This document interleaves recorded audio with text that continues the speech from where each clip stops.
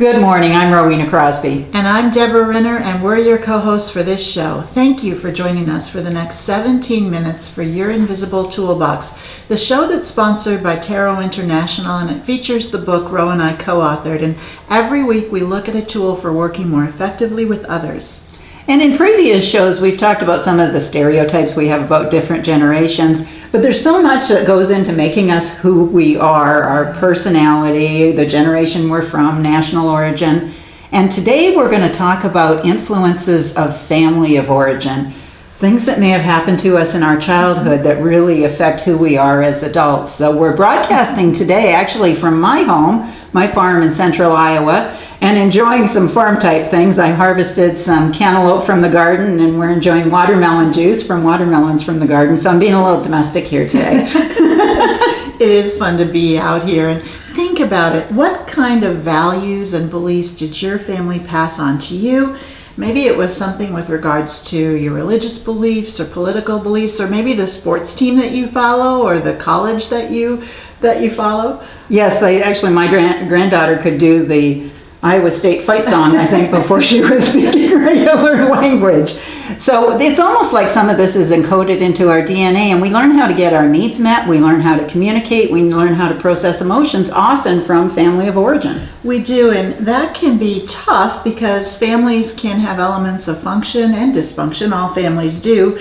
And so our families are a blend of good and bad traits, things we want to hold on to and maybe things we want to give up. Exactly. And even if you were fortunate enough to grow up in a pretty functional family, there's still probably some issues that you wrestle with that can be tied back to experiences from your childhood. And it's funny because the same thing goes at work. Many times we'll have a supervisor or a colleague, and if they're micromanaging you, or maybe they are open to debate, or maybe they try to close down debate, or they communicate directly or indirectly, that can all stem back to what they learned through their childhood in terms of communication. Exactly. They could be just repeating patterns that they had from early experiences, and how they're acting could be triggering patterns in us and how we respond, because that might be how a parent or a sibling had acted. Exactly. So you might wonder, can you even unlearn some of the behaviors that might be more negative that we might have? And today we're going to unpack exactly how to do that. So we're going to take a little look at some of the behaviors we have at work and see if we can trace them back to some of our childhood experiences.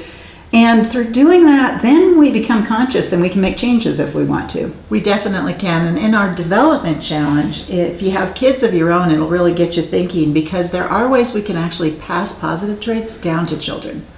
We have a couple of terrific social media posts for you today. One is the Harvard Business Review, and it looks at various ways that our childhood may really have programmed us for how we're going to behave at work. Exactly. And another social media post that we're going to highlight today is a Forbes article that explains how people who feel they did come from a dysfunctional childhood actually can create a lot of positive success in their adult life.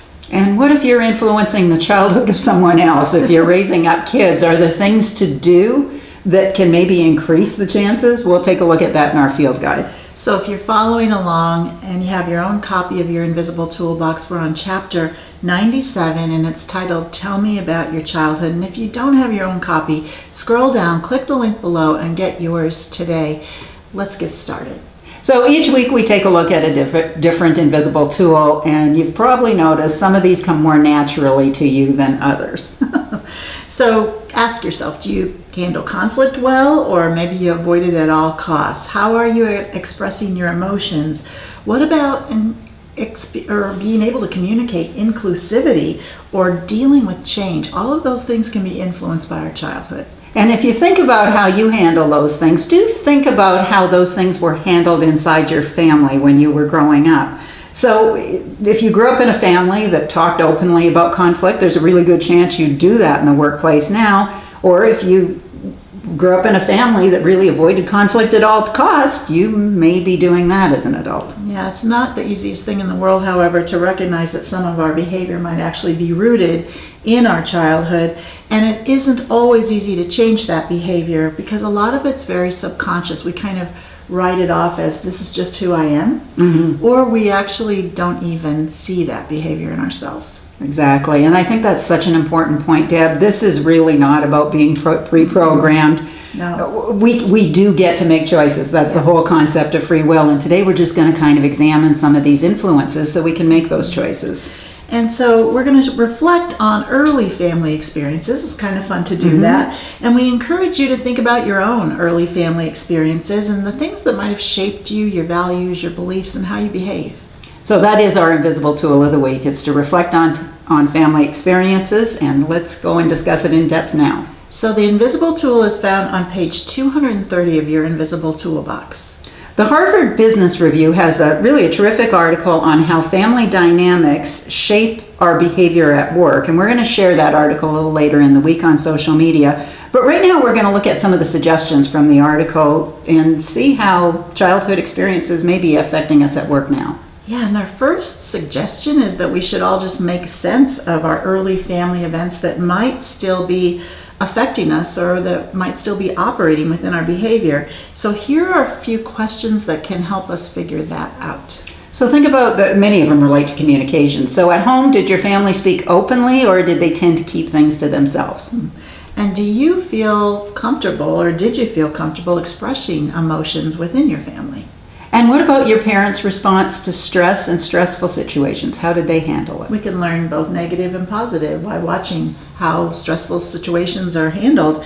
And finally, what was your role within the family? There's a lot of research on birth order and those kinds of things that are going to influence how we act in our family. Yeah, and the roles we play based on the circumstances that are there. So after you've reflected on some of that, now reflect on how you behave at work. It can be very helpful to ask for coworkers or friends to provide you with feedback. Sometimes we're blind to these sort of things. And you may be able to connect some patterns from early experiences to today. Our siblings can sometimes be great informers of that because they can see those behaviors and they've had similar experiences in childhood. The final step is just try to make those changes, and you can start that by simply trying on some new behaviors. Once you recognize the things about yourself, just try on some new behaviors, and pretty soon you'll get more comfortable with those new behaviors. And does this sound like a lot of work? It actually is, but it's well worth it, so hang with us. Well, it's time for this week's development challenge, and if you spend a lot of time with family or you have kids as well, this is something that can help you pass positive attributes on to children. Pretty important to think about. Exactly. So we invite you to think about what are some of the experiences you'd like the young people in your house to experience. Many of us want to pass on that attitude of gratitude. So what can parents do to foster an environment that might lead to that later in life? That's such an perfect environment to foster, actually, because everybody likes to be around people who are grateful and are thankful. Exactly. So here's a few ideas, things you might do in your household with your kids. Design or create stationery and thank you cards together with your kids. And then allow them to draw on those thank you cards or that stationery. Put their own input. And invite them to make lists of people that they'd like to thank. Yeah. And if possible, if you can let them hand deliver those thank you cards, then they get the feeling of what it's like to give that to someone. And allow for the youthful creativity, you might say. Don't try to squash that. So if they want to write a thank you card to the tooth fairy or to the family pet, let's encourage that. Well, kids can learn so much by watching us, so let them see you write those thank you notes and talk to them about why you're doing that. So we encourage you to think about that this week. What can you do to encourage an attitude of gratitude in your household? And what are some of the other positive traits that you'd like to foster in your household? Yeah, you might want to teach them how to manage stress so that they're confident in that, or how to be a better communicator, or to be more patient. So what ideas do you have that you could use this week to help infuse some of those behaviors you'd love to have your children have? Exactly. And what have you done? Share those great ideas with us so that we can pass them on to others. Well, our field guide today will actually go over several different studies. Inc. magazine contributor Christina Demaris compiled all this research into one article, and in it she lists some things that parents who have been seen to have successful kids do. Although it's really hard to measure success, it's a lot of levels of different things that we could say make a successful child. Yeah, in fact, we wrestled a little with this segment of the program. So, in full transparency, there's a lot of parents that do a lot of things extremely well and they still have troubled children. There's a lot of very dysfunctional families where the kids turn out to be very successful. We have responsibilities for our own life, to be sure. But are there patterns? Are there things that maybe we can do to increase the chances of raising up kids and creating that environment that will be successful? So we're going to share what some of the research on that is. Yeah, and this list all starts out with something that successful parents, according to them, don't do. And it says they don't tell their kids they can be anything they want. And that is something that kids are told often. A market research agency showed that young Americans, when they're told they can be anything or do anything they want, aren't interested at times of doing the things that are right in front of them that need to be done. Yeah, and so that's a real challenge, because while a lot of young people might aspire to be famous musicians and athletes, and that's certainly possible and certainly can be encouraged, it's also useful and practical to encourage them to pursue other things that could lead to good paying opportunities for the future to support themselves. Exactly, because they can be the star of the soccer field, but how is that going to translate into the actual things they need to do later as an in adult? life? It also says that people who are able to eat dinner together as families, and this is not possible for all families, but the study showed that a nonprofit organization operating out of Harvard University found that if kids did eat with their family, they were less likely to experience substance abuse, they had better self-esteem, less likely to have poor grades. It isn't always possible to have dinner together, but if you can have any kind of an experience of even a snack together where you're face to face and talking. Exactly, that quality time. Deb and I really chatted about that. How do you present that research? And we're not sure really what underlies it, but we suspect it's the quality time. You, in many of our classes, say it used to be supper at 6, now it's soccer at 6. It does cause us to think about, so what are those conversations in the vehicle on the way to the sporting event? Can we have quality conversations instead of people heads down into their devices? And I wonder what impact the nutritional component of a good meal might have had too. So food for thought. Well, and the ritual as well. Just a Yes. ritual that something you're doing all the time or consistently. Exactly. Another thing that we all wrestle with in the modern day is the screen time. And there's a lot of research to say too much screen time really inhibits focus, attention, vocabulary, social skills. And so as parents, if we can try to facilitate maybe a little less screen time, that might be in our interest. Yeah, I was really thrilled to see my grandchildren have a 20-minute limited day, which is great. They get to be on their tablets and then they're off in imaginative play. Harvard Business School also found that while there are benefits of having a stay-at-home mom, that daughters who grew up with mothers who worked were more likely to be employed and more likely to take on supervisory roles. I hate to do the working mother, non-working mother. That's a huge debate. Children. Mothers are wrestling with that one all the time. So the good news is we can produce productive citizens Either in way. both models. But that one is a tough one to make a call on. Speaking of work, a Harvard grant study found that the successful professionals had to do chores as kids. So maybe that could be good news for the parents that are getting pushed back on assigning work and household tasks to kids. Absolutely. We have a chapter about clean your room. Clean your room. Psychologists also found that successful people experience delayed gratification. That's hard to pull off in a world where everything seems to be so immediate. But it found that if they didn't get what they wanted immediately, they were actually better at motivation, less likely to procrastinate, better social skills. That's pretty awesome, isn't it? Another thing, this might not come as a surprise, is reading. So when parents read to their kids experience greater intellectual progress in a number of areas like vocabulary, spelling, and math. So reading turns out to be a good thing. We love this next one.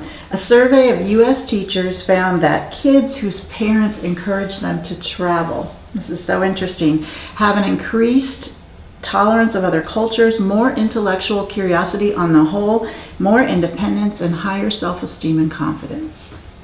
And one of our very favorites is if you do have responsible for the care of a little person, it turns out that allowing them to fail is a key to raising them to be successful. And that's hard to do. It's hard to see your child fail, but when kids experience failure, it boosts their resilience, it shows them the value of hard work, sustained effort, and also teaches them how to better get along with others or understand others who may not get things as easily as they do. Exactly. And before we finish this segment, we'd like to re-emphasize that there's a lot of successful people that grew up without these factors. So none of these are a formula for success. We wish they were, but they do increase our chances of success if we can implement them into our families. Yeah, they're great things to think about. We're not doomed if we didn't experience these things, but if we have children, we can try to incorporate them and really think about them. Well, we're going to preview this week's social media posts. We post useful content, relevant links several times a day at Tero International. Here are a few of the highlights for this week. And our first featured post is an article from Forbes, and it explores why coming from a dysfunctional family might not always negatively affect our behavior as adults.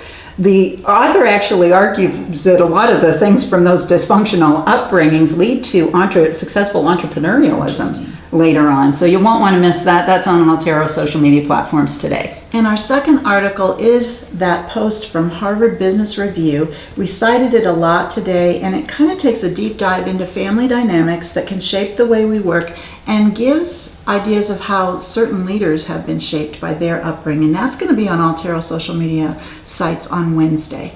So thanks for joining us today. If you missed any portion of the program or would like to share it with others, you'll find the entire program on Tero's YouTube channel. Join us again next Monday morning at 9:03 Central Time, where we will explore another tool in your Invisible Toolbox. And now it's your turn. We welcome your ideas and suggestions for future shows. Please email your ideas to ideas@yourinvisibletooolbox.com. And if you haven't found us out there on your favorite social media platform, please do. And subscribe to Tero's YouTube channel. You'll be alerted as to when future shows are going to air. A thank you to Kyle Plummer, our director and camera person today. And our off-site shot here, yes. And thanks to all of you for joining us. And that's a wrap.